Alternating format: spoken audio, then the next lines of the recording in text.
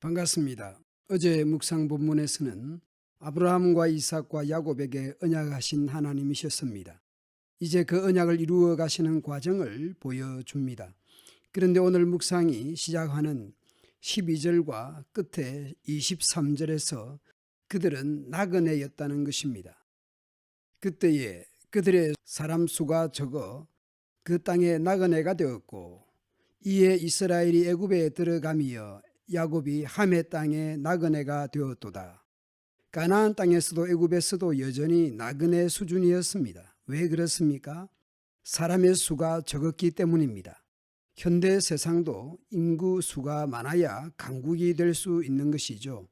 그러니 이 족속에게서 저 족속에게로, 이 나라에서 다른 민족에게로 떠돌아다닐 수밖에 없는 것이죠. 이리 치이고 저리 치이고 이리저리 정주하지 못하는 푸대접받는 소수 민족일 수밖에 없었습니다.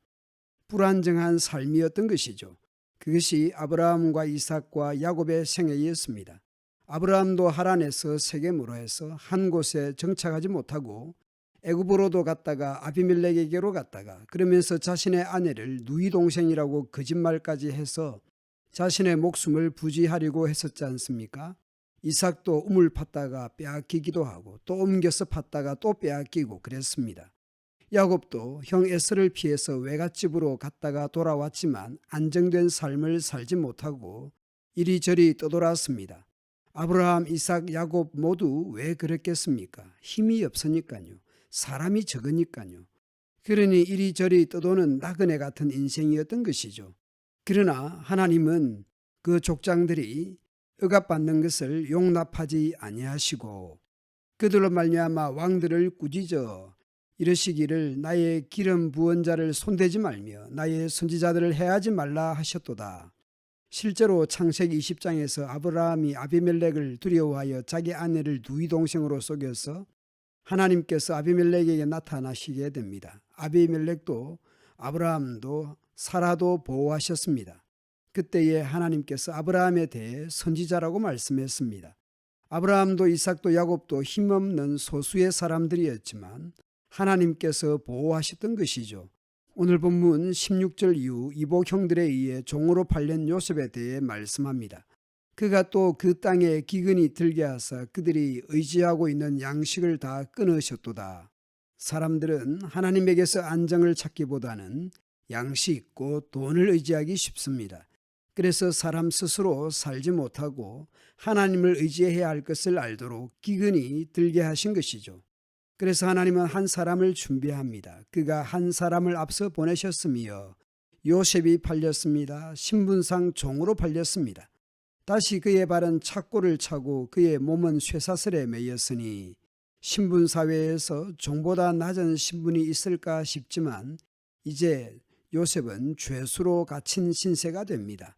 창세기에서 형들 손에 인신매매당하여 노예로, 다시 노예에서 죄수로 그의 신세가 더욱 낮아지고 억울하고 끝없이 추락하는 상황이 되었던 것을 우리는 알고 있습니다. 우리는 폼나게 멋지게 큰 소리 치는 위치에 있으면 얼마나 좋을까 싶지만 하나님의 일하심은 우리의 생각과 다릅니다. 창세기 37장을 보면 요셉이 아버지 야곱의 심부름 갔다가 이복 형들에 의해 노예로 팔린 것도 억울한데 보디발 아내에게서 성범죄의 누명을 쓰고 왕의 죄수들이 갇히는 감옥에 갇히지 않습니까? 요셉의 억울하고 낮아지고 하는 이 딱한 상황은 언제까지였습니까? 요셉은 왜 이렇게 되었는지 전혀 알지 못했습니다. 곧 여호와의 말씀이 응할 때까지라. 그의 말씀이 그를 단련하였도다. 사람들에 의해 억울한 일을 당했지만 하나님의 말씀이 요셉을 단련시키고 훈련시켰습니다. 말씀이 응하자 때가 되자 감옥에 매여있던 요셉이 풀려납니다. 애굽의 파라오가 요셉을 사면하여 요셉이 자유를 얻습니다. 그뿐만이 아닙니다.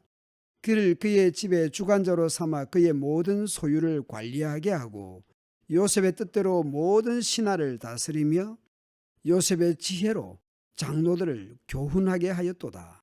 그리고 이제 이에 이스라엘이 애굽에 들어가며 야곱이 함의 땅에 나그네 되었도다.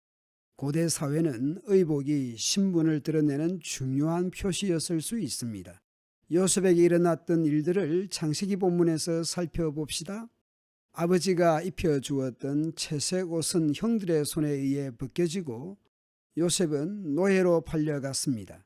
요셉은 노예에서 죄수의 신분으로 바뀌었습니다. 더 낮아졌습니다. 그리고 다시 이제 자유의 신분이 되었고 다시 총리의 의복으로 채색 옷으로 입혀지고 있는 셈입니다. 비록 노예로 팔려간 신분이었지만 요셉의 주인 보디발이 여호와 하나님께서 요셉과 함께 하신다는 것을 알았을 정도였습니다.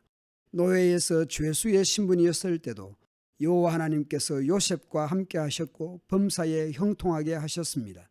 훗날 부친 장례 후에 동생 요셉이 자신들에게 보복할까 두려워하는 이복 형들 앞에서 요셉은 말했습니다.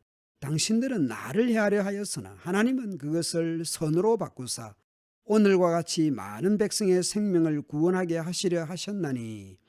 악을 선으로 바꾸시는 분이 하나님이셨습니다. 말씀에 의해 단련되고 다듬어지고 성숙한 요셉이었던 것이죠. 하나님께서 한 사람을 준비시키시는데 단련시키고 훈련시키는데 낮추시고 낮추시는 과정을 통과하게 하셨던 것이죠. 하나님께서 땅을 약속하시는데 흉년과 기근이라는 자연을 사용하시기도 하시며 한 사람을 준비시키셔서 그 사람을 사용하시기도 하십니다. 요셉의 형들이 결코 잘한 것이 아닙니다. 그들은 악행을 저지른 사람들이었습니다. 그러나 하나님께서 그 악조차도 선으로 바꾸어 놓으신 것입니다. 오늘도 하나님께서 자연을 사용하시기도 하시고 사람을 통해서도 일하시기도 하십니다. 오늘 우리를 통해 하나님의 선하신 일들이 풍성하게 되면 좋겠습니다.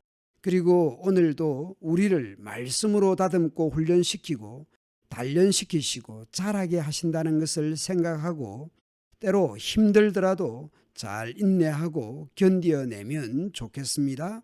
감사합니다.